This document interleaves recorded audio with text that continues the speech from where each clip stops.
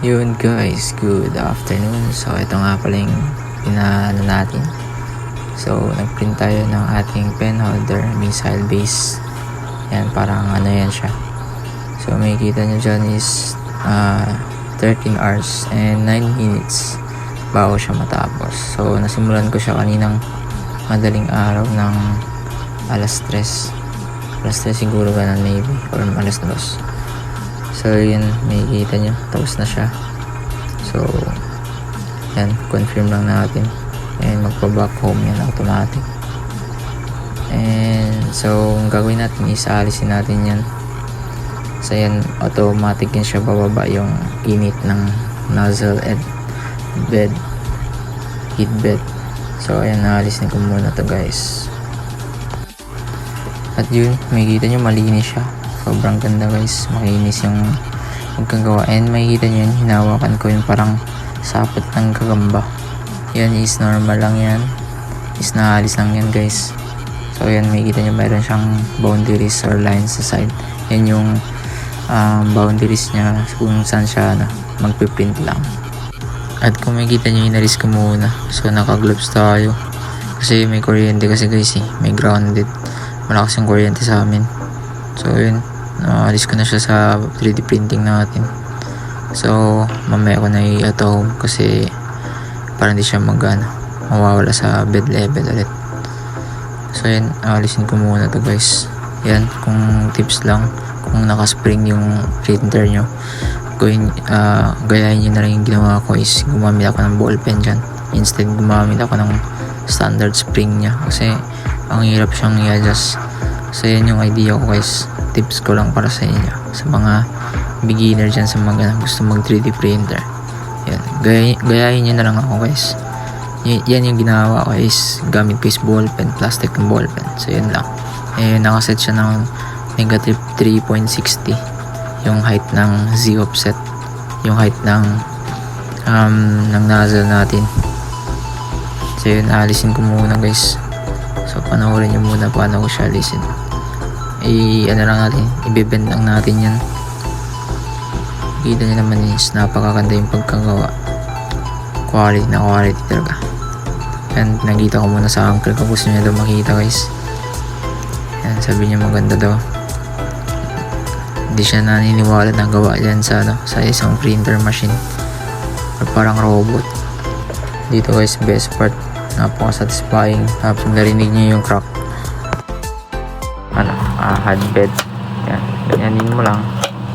Yun, ayos na yan. Yung mga natanggal is mga support lang yan guys. So check natin. Yan, meron siyang dito, pero naalis lang yan guys. Pero overall makinis siya. And yun, maganda yung pagkagawa sa kanya. Yan, may mga designs pa. Yan din yung sa baba niya. Sorry. Yan, may mistake na siya dito, pero kaunti na, nasa baba naman yan, hindi namin makikita yan. So lilinisin lang natin to. Alisin ko lang itong mga so nakaalis lang siya guys. Konting linis lang ulit na ito.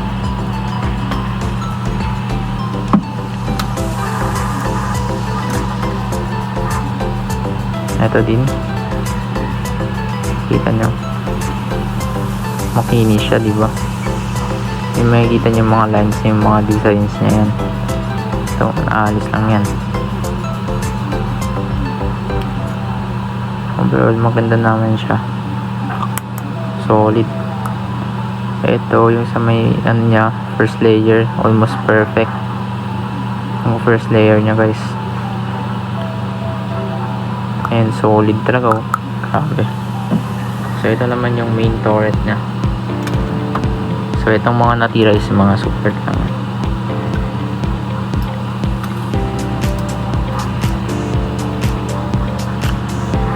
So yun guys, nakikita nyo,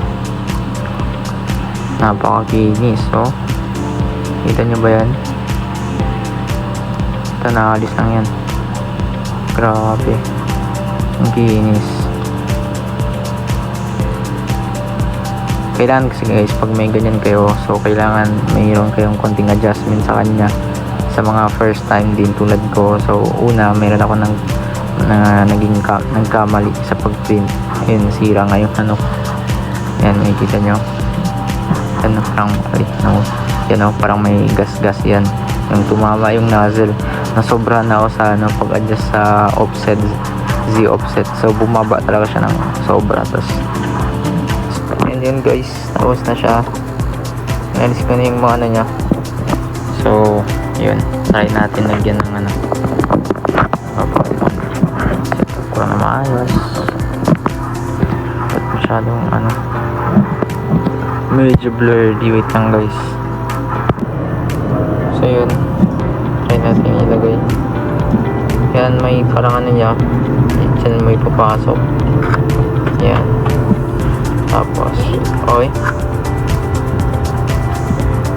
Kasi hindi mo? Hindi na siya guys.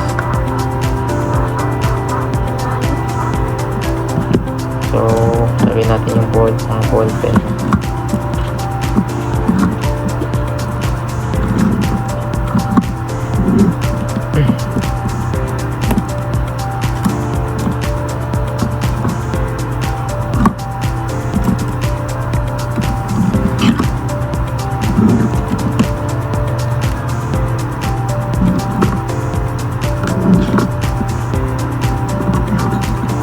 Pieces na ball pen nga pala yung kasya din guys. Kaya na siya.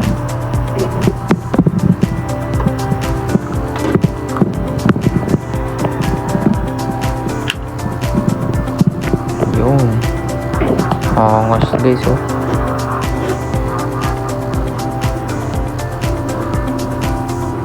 Diba? At least naka-organize yung mga gamit mo, hindi siya makalat. So pipinturin ko nga pala ng kulay gray kasi mas maganda siyang kulay gray. Tapos lagyan ko ng mga konting drawing na lines or parang kunwari may mga bolts or nuts. Yan, para mas maging maangas siya or ma-detailed.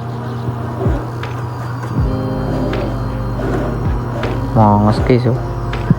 So pwede mo siya tanggalin, pwede pa ganito kung gusto mo.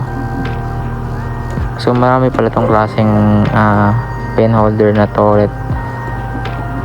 So ito nga pala yung trip ko kasi mas maangas to. Kita nyo naman yung shape ko, yung pagka pentagon yung niya dito, edges na.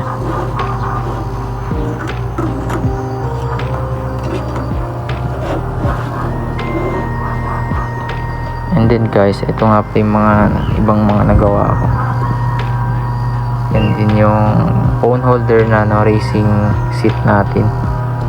Tapos yan din yung mga jeep card, yan mga pang Philippine Army, tsaka iba yan pa mga search and rescue boat.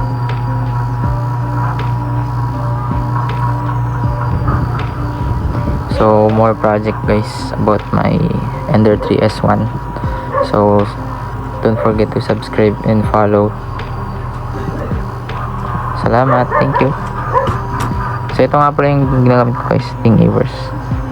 So yun lang. Thank you.